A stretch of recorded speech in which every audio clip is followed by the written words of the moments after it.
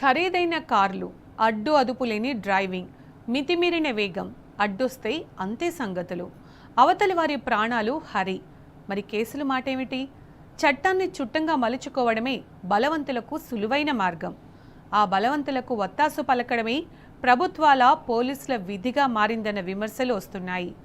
Road ప్రమాదాల కేసుల్లో వీఐపీల పిల్లలు ఉంటే వారికి అనుకూలంగా ఏకంగా సెక్షన్లనే మార్చేస్తున్నారని అభియోగాలున్నాయి.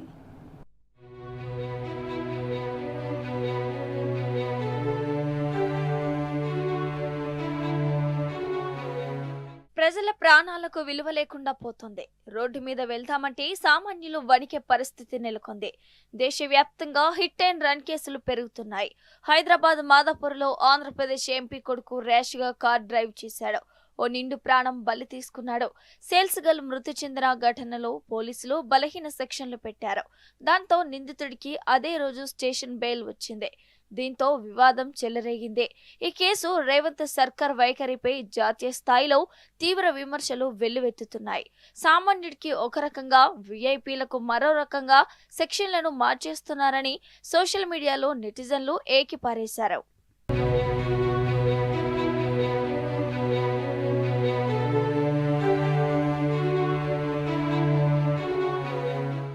మాదాపూర్ కనార్బిటమాల్ ప్రమాద ఘటనలో జనసేన రాజ్యసభ సభ్యుడు లింగమనేని రమేష్ కుమారుడు లింగమనేని నంజాక్ కారును అతివేగంగా నడిపాడు.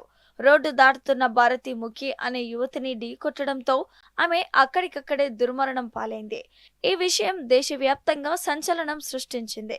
కేసులో రేవంత్ సర్కార్ వ్యవహరించిన తీరు తీవ్ర విమర్శల పాలైంది. ప్రమాదం జరిగిన వెంటనే సంజేష్ ను తప్పించేందుకు మరో ప్రైవేట్ డ్రైవర్ ను నిందితుడిగా చూపించేందుకు ప్రయత్నాలు జరిగాయని, రాజకీయ ఒత్తిళ్లతోనే పోలీసులు కేసును నీరుగార్చే ప్రయత్నం చేస్తున్నారని ఆరోపణలు వచ్చాయి.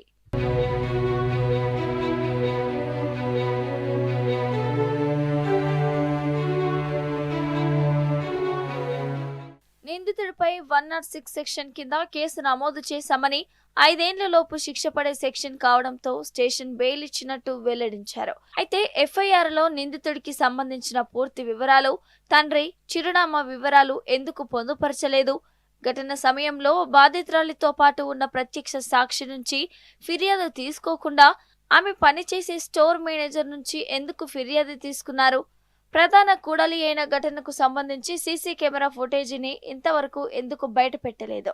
రోడ్డు ప్రమాదానికి కారణమైన వ్యక్తి రద్దీ సమయంలో అతివేగంగా వాహనాన్ని నడిపి ఒకరి మృతికి కారణమైతే బిఎన్ఎస్ సెక్షన్ 105 కింద కేసు నమోదు చేయాల్సి ఉండగా డ్రైవర్ అలసత్వంతో రోడ్డు ప్రమాదం జరిగిందని సాధారణ సెక్షన్లతో కేసు నమోదు చేయడం వెనుక పోలీసులపై ఎవరి ఒత్తిళ్లున్నాయి? నిరుపేద ఆడపిల్లలను నిర్దాక్షిణ్యంగా చంపితే నిందితుడికి అంత ఈజీగా బెయిల్ ఇచ్చి పంపించేస్తారా? రద్దీ సమయంలో వేగంగా వాహనాన్ని నడిపి ఓ యువతి ప్రాణాలు తీసిన వ్యక్తిపై 10 ఏళ్ల జైలు శిక్ష పడేలా బిఎన్ఎస్ 105 సెక్షన్ కింద ఎందుకు కేసు నమోదు చేయలేదని సోషల్ మీడియాలో నెటిజన్లు ప్రశ్నిస్తున్నారు. ఈ సెక్షన్ కింద కేసు నమోదు చేస్తే నిందితుడిని అరెస్టు చేసి జైలుకు పంపించడం, న్యాయస్థానం రిమాండ్ విధించే అవకాశాలు ఉంటుందనే పోలీసులు ఆ సెక్షన్ నమోదు చేయలేదనే ఆరోపణలు వస్తున్నాయి.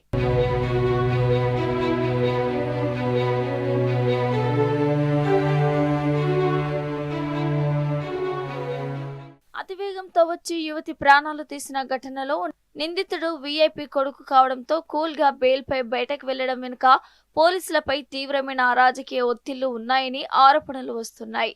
బీఆర్ఎస్ పార్టీకి చెందిన ఒక మాజీ ఎమ్మెల్యే కొడుకు ప్రగతి భవన్ ముందు బారికేడ్లను ఢీకొట్టిన ఘటన అనంతరం రాజకీయ కక్ష సాధింపు చర్యలో భాగంగా అతని తండ్రికి కూడా పోలీసులు నోటీసులు ఇచ్చి వేధింపులకు పాల్పడ్డారు.